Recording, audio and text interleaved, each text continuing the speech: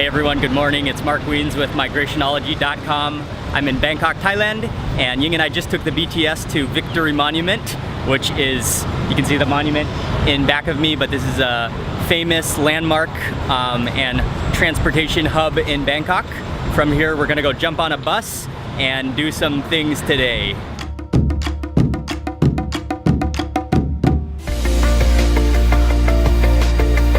Victory Monument in Bangkok is one of the main transportation hubs in the city, and so you can catch a bus somewhere around this roundabout to anywhere you want to go in the farthest regions of Bangkok.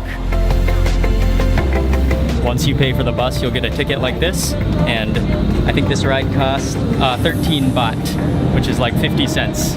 And we are on our way towards Dusit, a big government area in Bangkok.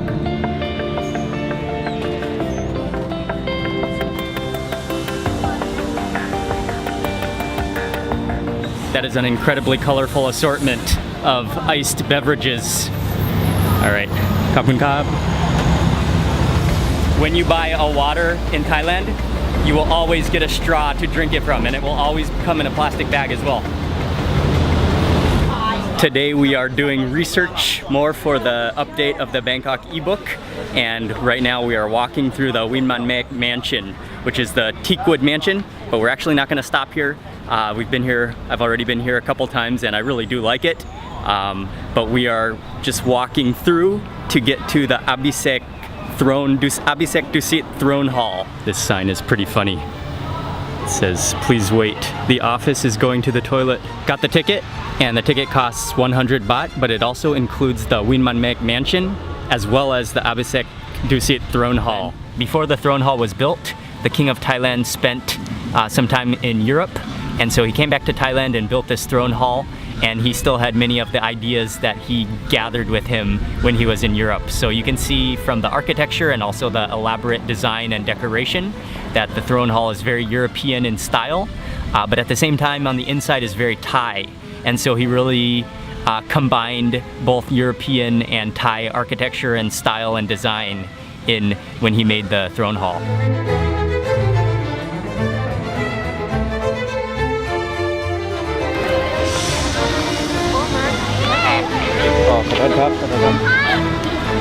The guard told me I couldn't stand in the grass. Only about 100 meters away from the Abhisek throne hall is the Ananta Samakhom throne hall. And this is a neoclassical structure that was built during the reign of King Rama V. I always drive past it, but I've never been inside, so that's the reason I wanted to come check it out today. It is very impressive inside, and there were a lot of people as well. But they are very, very strict with photography, so could not take photos of anything. You have to leave all your stuff in a locker. Inside there are many different thrones on the top level, as well as if you look up on the top of the ceiling of the building are some beautiful paintings. We visited 2 attractions. Both were very nice to see, but definitely the Ananta Samakhom throne hall was spectacular, but also extremely busy. Now we are just taking a walk, and we are looking for something to eat for lunch. We're heading to a boat noodle restaurant, but it has just started raining. Okay, my camera is getting wet. I better duck inside of here.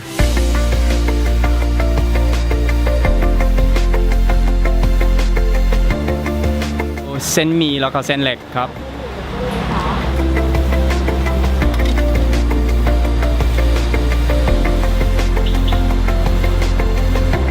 Made it to this little restaurant called Kway Tiao Rua Nai Pum.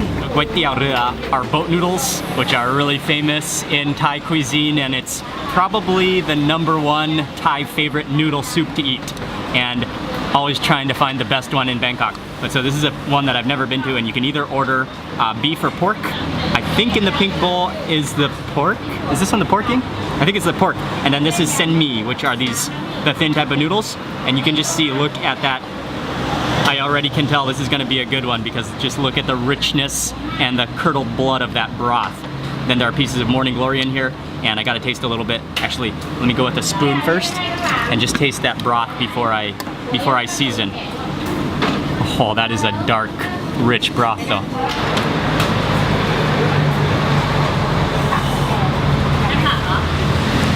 Oh, that is stunning.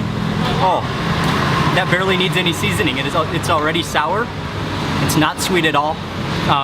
It has a little bit of a chili flavor to it and extremely rich. Well, that's excellent, but I will add a little more chili. And I'll probably dress my other bowl at the same time. This one is a different noodle, and this one is either the beef or pork, but it's the same exact soup.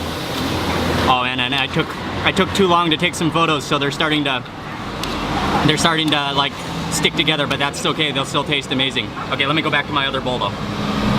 And usually I add a bunch of scoops of vinegar, but it's already pretty sour. That's awesome.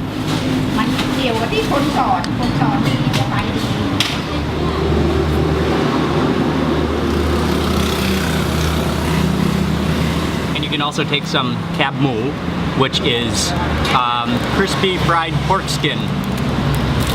Lots of people like to take these, and you can just put it into your bowl and just kind of, well, you can either just eat it whole or you can just kind of squash it up and let it absorb all of that delicious broth.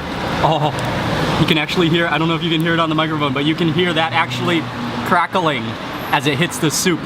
Oh, and if you like get some soup and put that together, combine it and take a bite, it's just insane.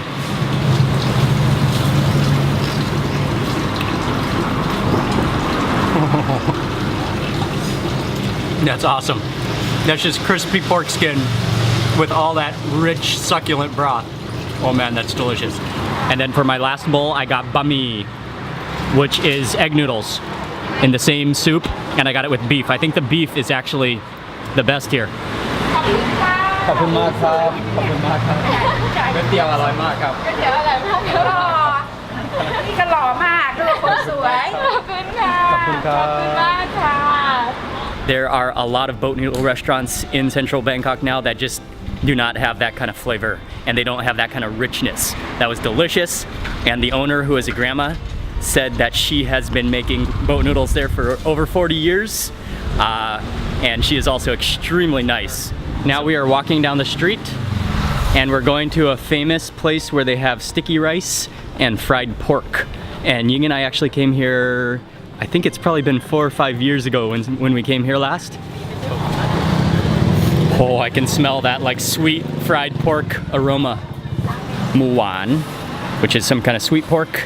This is liver, and then this one is the regular mu tad, which is just the fried pork. But this place is really famous for their kaniao, their sticky rice, because oftentimes if you make sticky rice and then just leave it to sit, it will get crusty. But here they say that they have a secret recipe where it does not get crusty and it just stays fresh forever, or at least for 24 hours they say, right?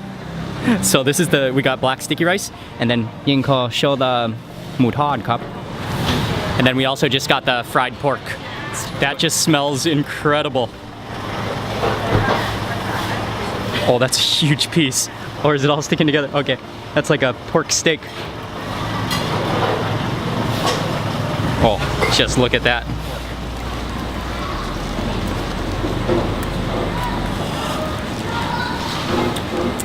Oh yeah, that's awesome.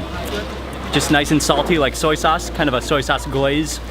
And you have to follow it by sticky rice. That is an absolute must. Oh, I can just feel in my fingers that sticky rice is like, it's softer and you can feel the grains more than typical sticky rice.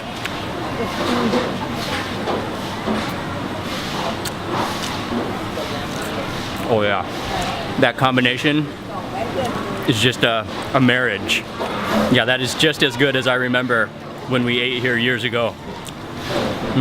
That is finger licking good. Ying and I are definitely gonna finish off this entire bag of fried pork. We're at the bus stop now, waiting for a bus to go to Sanam Luang, which is near to the Khao San Road area and the Grand Palace. And we're gonna go to the National Museum. But we don't know which bus to take yet, so we're just waiting to see which bus comes that we can take.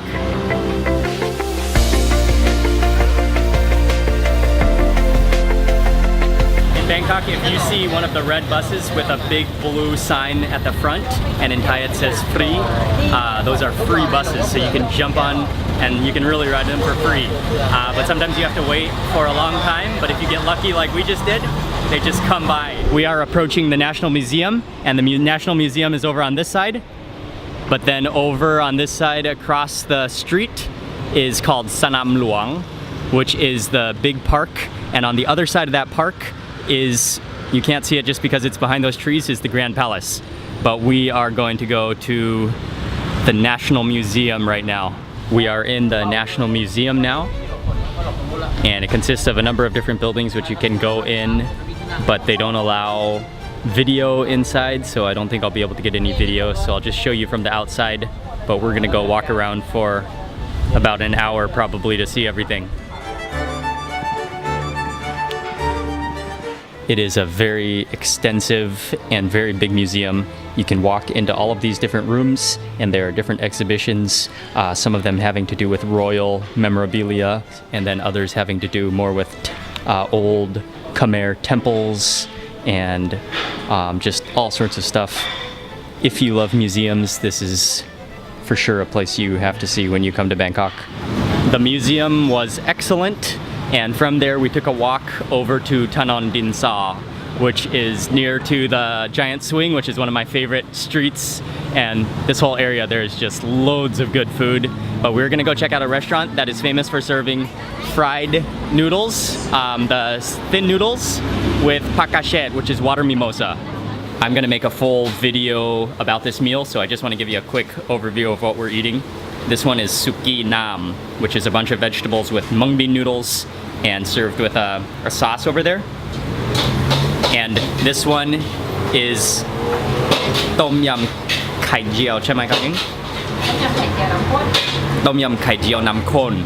So that is tom yum soup with kai jiao, which is an omelet in it. But their signature dish here, which I have already sampled and is ridiculously good, is the mi kashet, which is pad sen mi, which are the really thin rice noodles, stir-fried with water mimosa vegetable. And that's delicious. Tom yum kai jiao, which is tom yum soup with an omelet in it. It is a wonderful creation.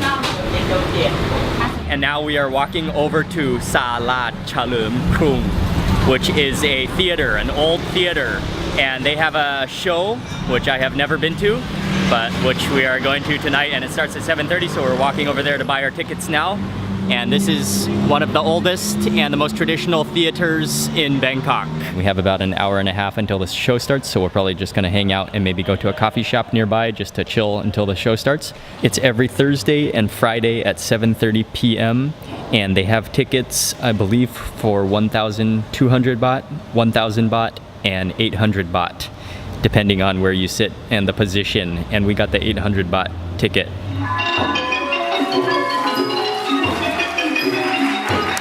We just finished the show. It took 2 hours, and yeah, they didn't allow any photography or video inside, but now you can take some photos outside. But it was a very good show. The 2 hours went by pretty fast, and I really enjoyed the music, as well as the costumes are pretty amazing. Now Ying and I are in a taxi on our way home. I'm pretty worn out. Thank you very much for watching this video. Please remember to give it a thumbs up, leave a comment below, and subscribe if you haven't already subscribed, and I'll see you on the next vlog.